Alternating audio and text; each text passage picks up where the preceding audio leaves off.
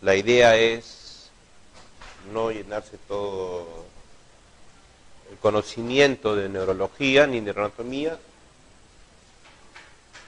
sino de hacer preguntas y respuestas y ¿no? Que ustedes sepan dar examen. No forma parte del sistema nervioso central. El sistema nervioso está dividido en sistema nervioso central, periférico y autónomo. Esa es la división grande. Una manera de dar el examen es el método de Descartes. Aquí está muy sencilla la pregunta, pero igual vamos a empezar a descartar, ¿no? El cerebro de lejos es el sistema nervioso central. Cuando ustedes hablan del sistema nervioso central, también pueden pensar en el signo de Babinski. El signo de Babinski, tan famoso, es típico del sistema nervioso central. Entonces, cuando ustedes piensen en un paciente que tenga un Babinski por ahí, ustedes tienen que aceptar que tiene la lesión del sistema nervioso central. El cerebelo también forma parte del sistema nervioso central, ¿no? Está dentro de la bóveda craneana, está más relacionado con el equilibrio. La característica del cerebelo es todo lo que es vértigo, vómitos e inestabilidad, es su característica, pero sigue siendo parte del sistema nervioso central. El tronco encefálico, que tiene tres partes, tronco, T de tronco y T de 3,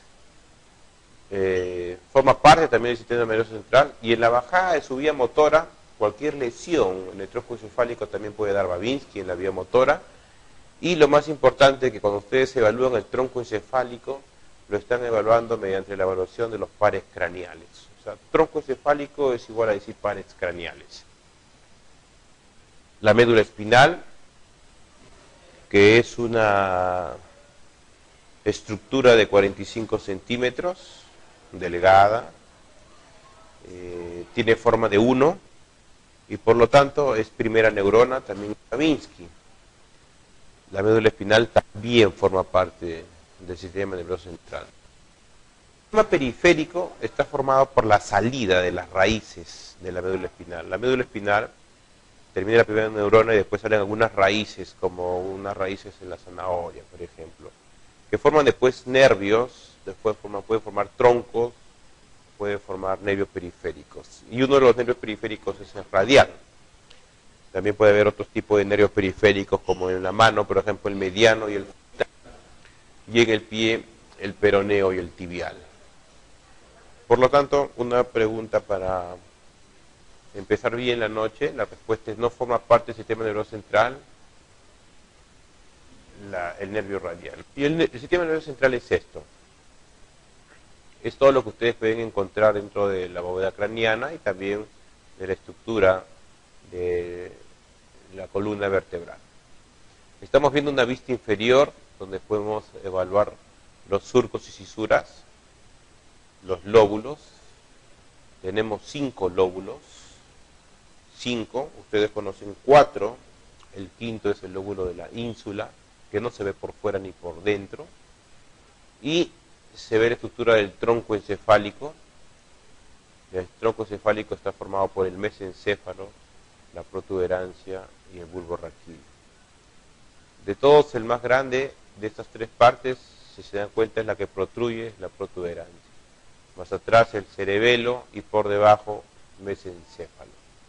En un corte sagital, y hablamos de sagital en un corte por la mitad, perfil, estamos viendo esta imagen, donde vemos todo el parénquima cerebral, por dentro el cuerpo calloso.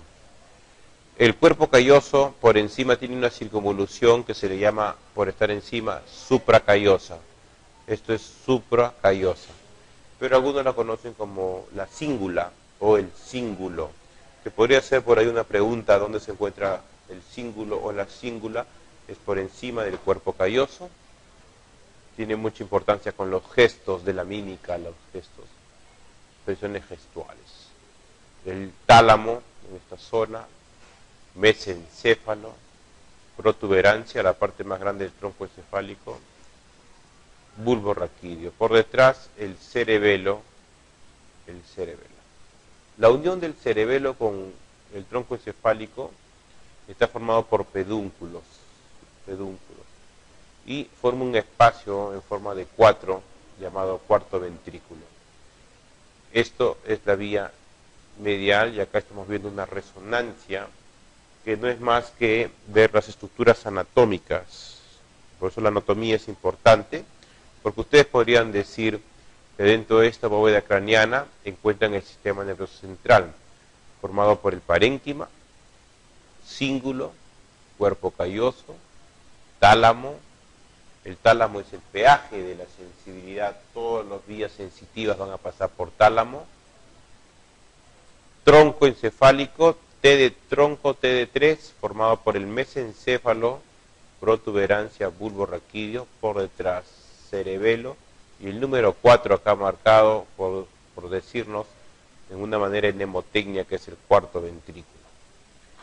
La misma figura, probablemente para diferenciar una atrofia cortical o una atrofia de cuerpo calloso, pero aquí queremos dar una indicación de esta cisura que separa el lóbulo parietal del lóbulo occipital.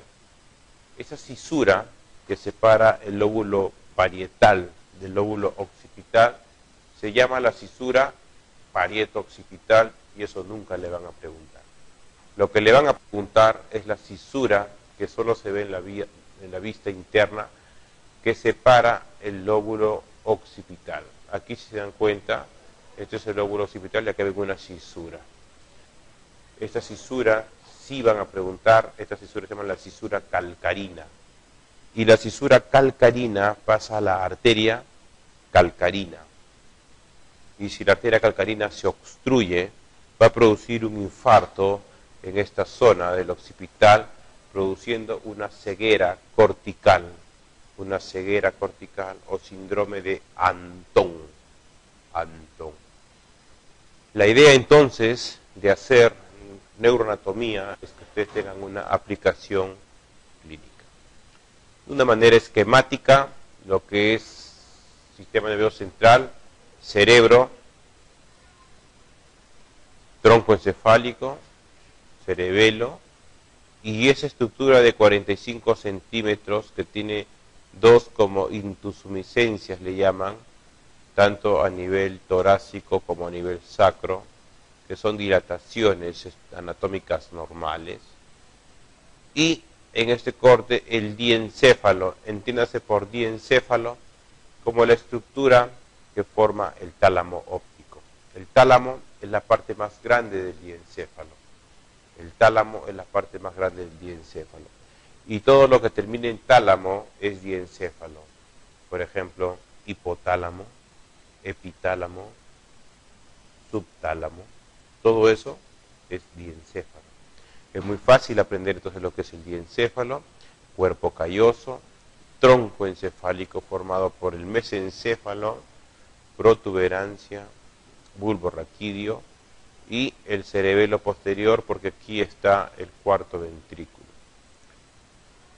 Al costado, el corte transversal de la médula espinal, que también es parte de la primera neurona o el sistema nervioso central. Esta médula espinal tiene dos sustancias, que está al revés que el cerebro.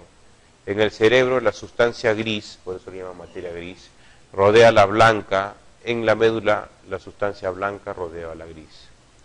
¿Qué significa sustancia blanca? Sustancia blanca significa mielina. Mielina, por eso hay sustancia blanca. Por lo tanto, la mielina se puede desmielinizar. Enfermedad, por ejemplo, esclerosis múltiple. ¿Qué significa sustancia gris? La sustancia gris significa núcleos o cuerpos neuronales.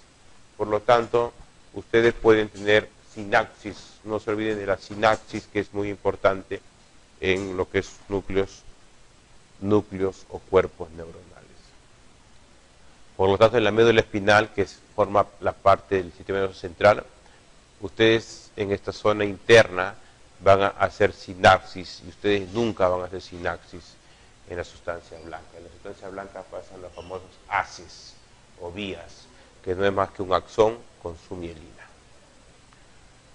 Muy bien, una pregunta sencilla para que ustedes empiecen a razonar. Continuamos. El lóbulo frontal. Ya sabemos que tenemos 5 lóbulos, ustedes conocen 4 lóbulos. Estamos agregando el lóbulo de la ínsula, que es un lóbulo funcional y que se encuentra por la parte interna.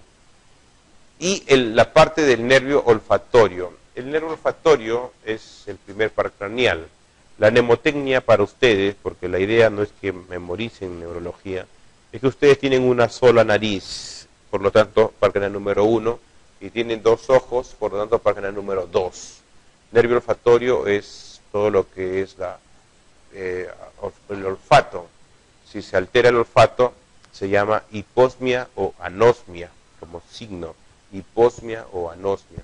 En cambio, de la parte par craneal número 2, que es la vía visual, si se altera la vía visual, ustedes van a tener cegueras o hemianopsias. Cegueras o hemianopsias. Es importante diferenciar que estos 2 pares, tanto el 1 como el 2, van directo al cerebro. Muy bien, ¿qué pasa? ¿Dónde se halla? ¿En qué parte del cerebro? Acá nos dan 3 alternativas. Nos están separando las fosas como anterior, media y posterior. También nos dicen todas las anteriores y ninguna. Podemos ir descartando, o el descarte simple sería que el corte es partes de los pares de la base del cráneo, tiene 3 cortes, y lo que es fosa posterior es lo que es cerebelo, ¿no? Lo que es fosa posterior es lo que es tronco encefálico.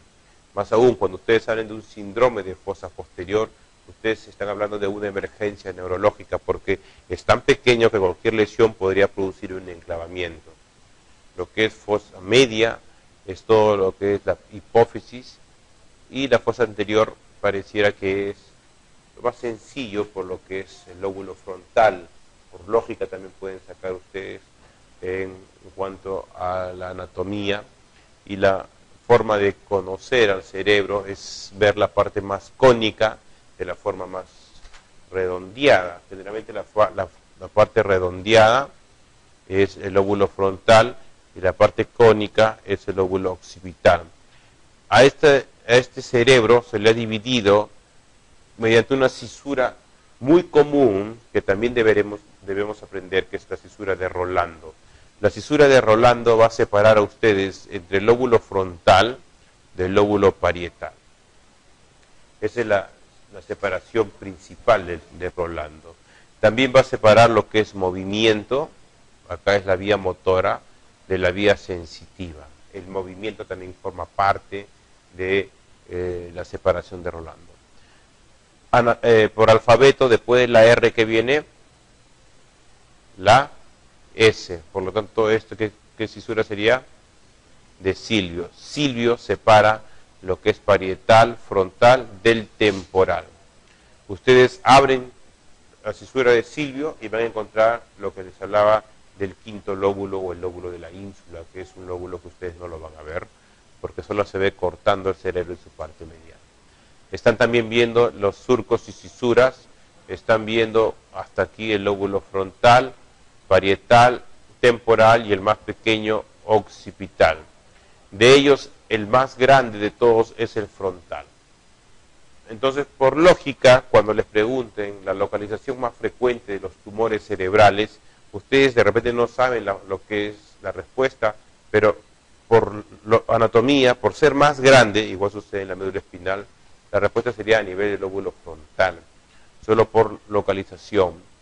Después, el lóbulo frontal lo dividen en 2, en la parte premotora o prerolándica, o la parte motora que está aquí, y la parte prefrontal.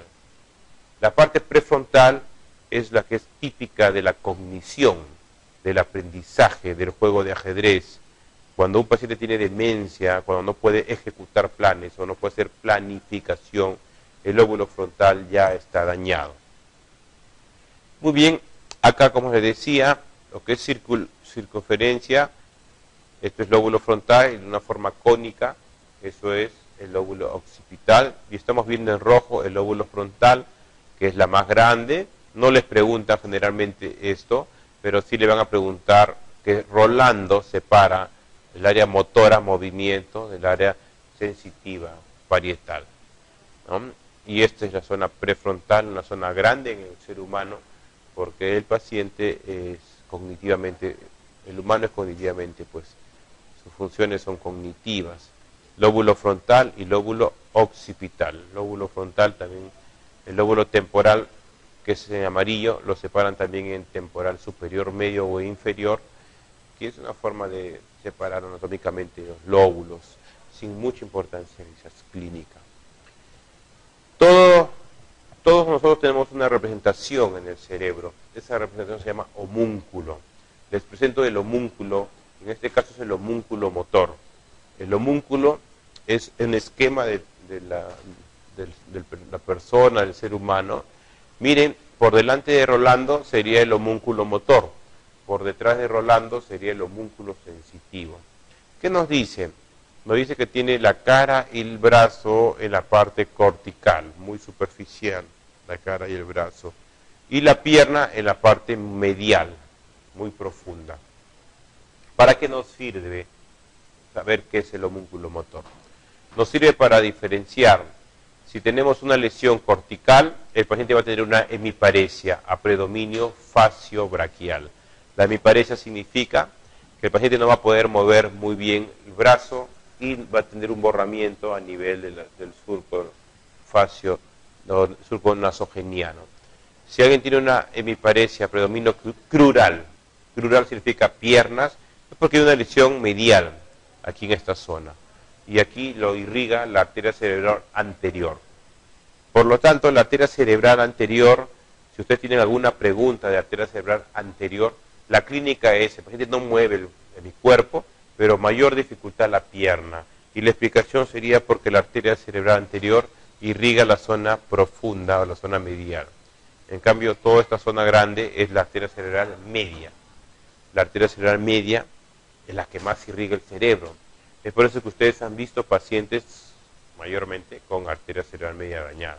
Esa es la idea, que son más con déficit motor a nivel facio-braquial.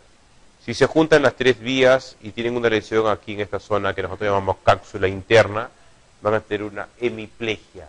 Hemiplegia significa que se juntaron las tres vías y por más pequeña que sea la lesión, produce ya una imposibilidad del movimiento, una hemiplegia, no mueve nada, ni el brazo, ni la cara, ni la pierna.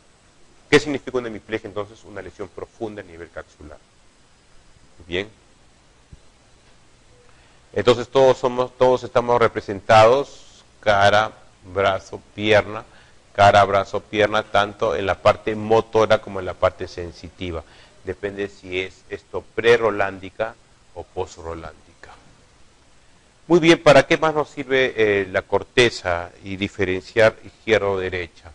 Generalmente ustedes están viendo un cerebro simétrico, porque el cerebro es simétrico y pesa más o menos 1.400 gramos en el hombre, 1.300 gramos en la mujer. No por ello la diferencia en peso, la diferencia ponderal va a diferenciar la inteligencia, porque la inteligencia está basada por la sinapsis que hay, la reserva sináptica o el lóbulo prefrontal que habíamos dicho. Pero eso sí, hay una diferencia entre lo que es el hemisferio izquierdo del hemisferio derecho. Cuando uno tiene sus hijos, van al colegio, más se preocupan a veces en sacarse 20 en matemática o lenguaje. Esa inteligencia que están tratando de desarrollar o lo que se desarrollaba anteriormente era la inteligencia cognitiva del hemisferio izquierdo. ¿Ok?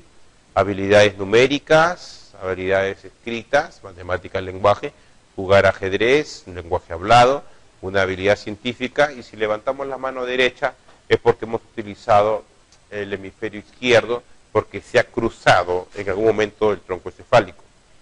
En cambio, en el lado derecho, para que ustedes entiendan de una manera sencilla, podría ser un síndrome de Down. Si ustedes han hablado con un síndrome de Down, han tenido contacto físico, ellos son muy cariñosos, muy emotivos, pueden tener mucho arte. De hecho, hay muchas personas que tienen mucha perspicacia para hacer las cosas, habilidades artísticas tipo pintura, escultura, imaginación, el sentido musical. Esa parte es del hemisferio derecho. Entonces lo que se trata ahora de hacer es desarrollar inteligencias múltiples y no solamente ser cognitivo en el lado izquierdo. Igual el uso de la mano izquierda es parte porque ha habido movimiento del hemisferio derecho. Esta es una vista inferior del cerebro, ¿no? En la vista inferior ustedes pueden de frente obtener ahí el dibujo de un oso o un Mickey Mouse. Nosotros lo llamamos así al mesencéfalo, M de Mickey Mouse, M de mesencéfalo. El mesencéfalo es la primera parte del tronco encefálico. El tronco encefálico tiene 3 partes, como les dije. El mesencéfalo es uno de ellos. Y después vamos a hacer preguntas del mesencéfalo, pero lo importante quiero que primero aprendan la forma, cómo es la forma del mesencéfalo. También van a ver los globos oculares y el inicio del páncreas número 2. El páncreas número 2 empieza en la retina. En la retina. ¿Dónde inicia? En la retina, que tiene 10 capas, conos, con lo que es visión de colores, y después va a pasar por el nervio óptico y se va a decruzar, se va a cruzar y va a ser una X. Esa X se llama quiasma óptico. El quiasma óptico tiene una localización muy cercana a una glándula llamada adenohipófisis. Cuando la adenohipófisis crece, presiona el quiasma óptico. Es por eso que en macroadenomas hipoficiarios ustedes pueden tener hemianopsias o síntomas de segundo par craneal por compresión del quiasma óptico. Después estamos viendo el lóbulo temporal y aquí finalmente el lóbulo occipital. El lóbulo occipital es el más pequeño y la capa sustancia gris es la más delgada también. Es la más delgada. Muy bien, ¿cuál es la respuesta? ¿Cuál es la respuesta? Lean despacio. ¿Alguna respuesta? De los siguientes lóbulos, el que se encuentra solo en la cara interna del cerebro es...